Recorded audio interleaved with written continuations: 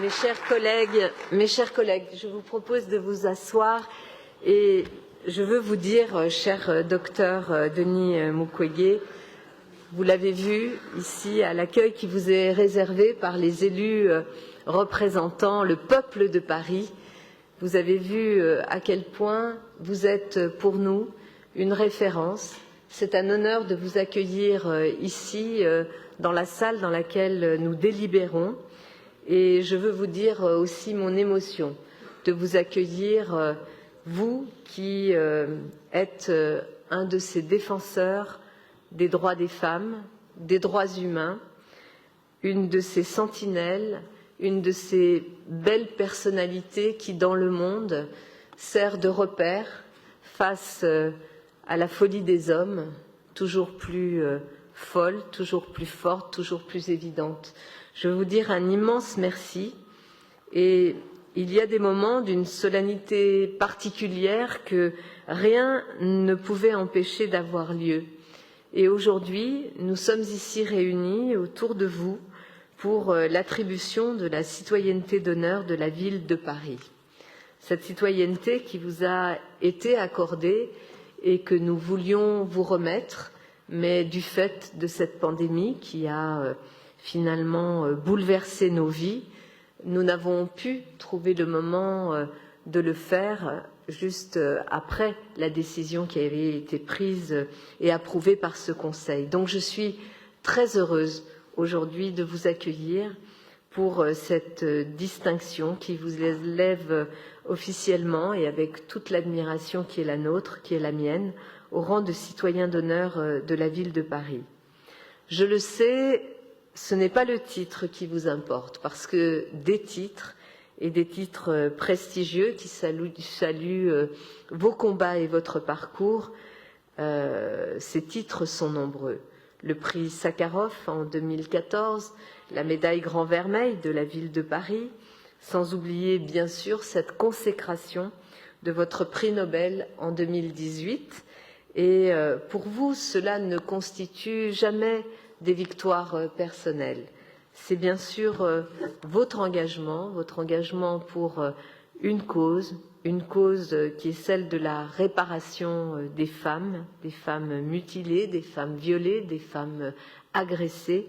C'est cette cause-là qui vous importe et c'est au service de cette cause que ces distinctions vous sont évidemment utiles. Mais il y a des moments importants comme celui-ci qui nous permet justement de mettre en évidence cette cause qui est celle pour laquelle vous vous battez sans relâche depuis des années.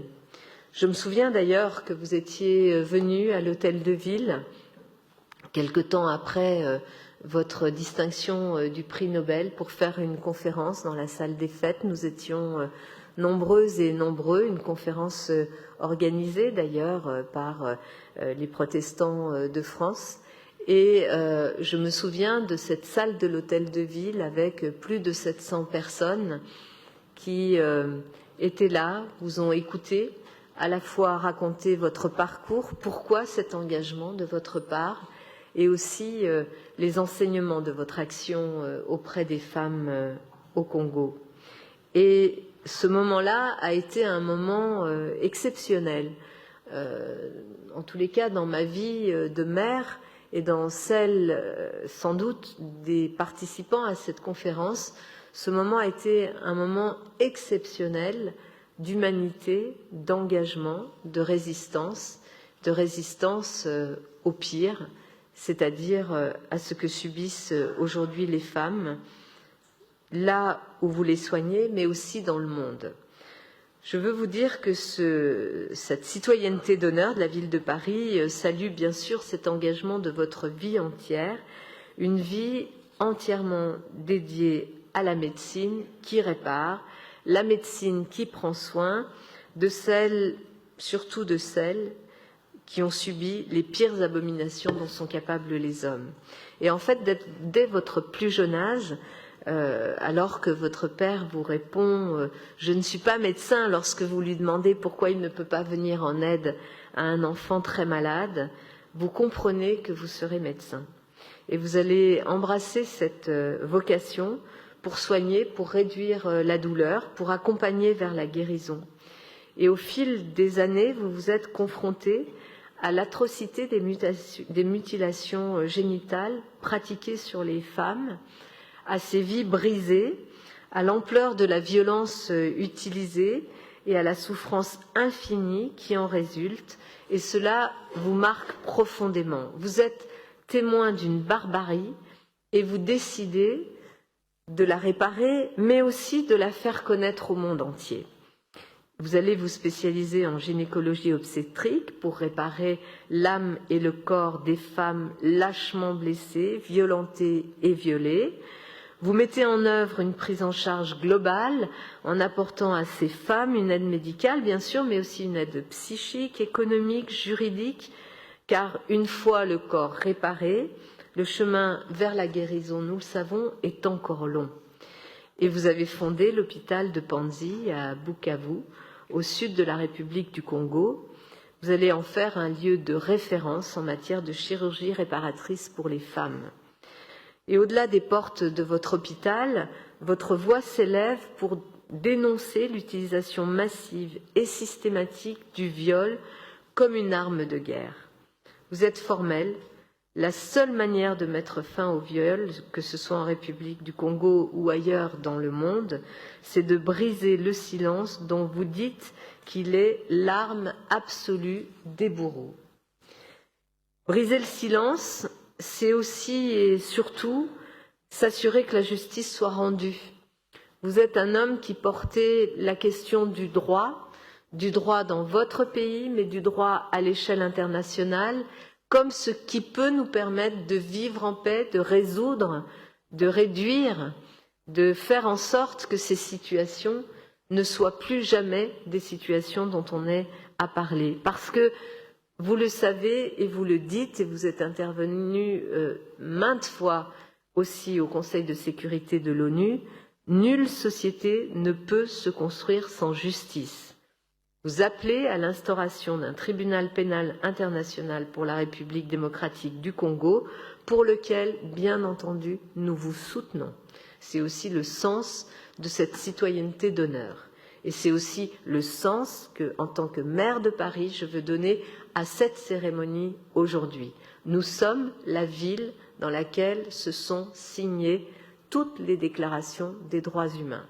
La déclaration universelle, la déclaration des droits économiques et sociaux et même l'accord de Paris, qui pour moi fait partie de cette logique des grandes actions et des grands accords internationaux sur lesquels la France montre sa singularité parce qu'elle est le pays, et Paris est la capitale du pays, qui a abrité justement ce combat pour les droits humains et bien sûr pour les droits des femmes. Comme vous, cher docteur Mukwege, nous devons rendre visibles les violences, en parler, mettre des mots sur ce qui tue et lutter contre l'impunité. Cher docteur, votre combat, c'est celui de l'égalité et de la dignité. Et ce combat, nous le savons, n'est jamais achevé. Il subit même souvent des désillusions qui font s'étioler le courage. Mais c'est grâce à des personnes comme vous, qui résistent, qui luttent, qui ne sombrent jamais dans le fatalisme, que l'espoir continue de luire. Vous le dites souvent d'ailleurs, cette force, vous la donnez aux femmes en les réparant, mais elle vous la redonne aussi en retour. Et cette force-là, elle doit nous rassembler toutes et tous, parce que ce que vous faites auprès de ces femmes, ce qu'elles vous apportent comme force, ce qu'elles nous apportent aussi comme message, est aussi un message universel sur lequel nous devons continuer à nous engager.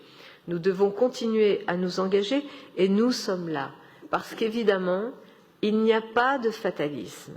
Parce qu'évidemment, c'est le silence, la résignation, la peur qui fait que ces bourreaux l'emportent. Évidemment, et vous le dites très bien, ces bourreaux qui s'installent parce qu'il y a des intérêts puissants, des intérêts économiques qui sont tous liés à l'exploitation des ressources naturelles. et notamment, dans votre pays, à l'exploitation des terres rares. Et c'est parce qu'il y a à la base cette exploitation-là qu'il y a derrière aussi de la corruption et qu'il y a derrière aussi cette violence qui est faite aux plus fragiles, aux plus pauvres et toujours d'abord aux femmes. C'est ce que vous dénoncez, c'est ce que vous dénoncez. Et c'est ce qu'il nous faut entendre. Et c'est ce qu'il nous faut aussi endosser comme combat avec vous, à vos côtés. Oui, il y a un lien entre les droits de l'environnement, les droits humains, l'exploitation des ressources et l'exploitation des femmes à des fins sexuelles et aussi les violences faites aux femmes.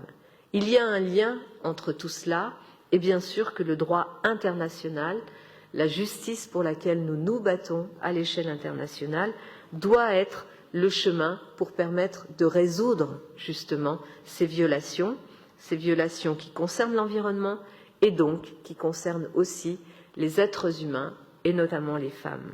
Alors je veux vous dire, cher docteur Mukwege, que votre courage est quelque chose qui, bien sûr, nous inspire, nous donne aussi de la force, qui doit partout résonner. Nous avons perdu récemment le dernier compagnon de la Libération, Hubert Germain.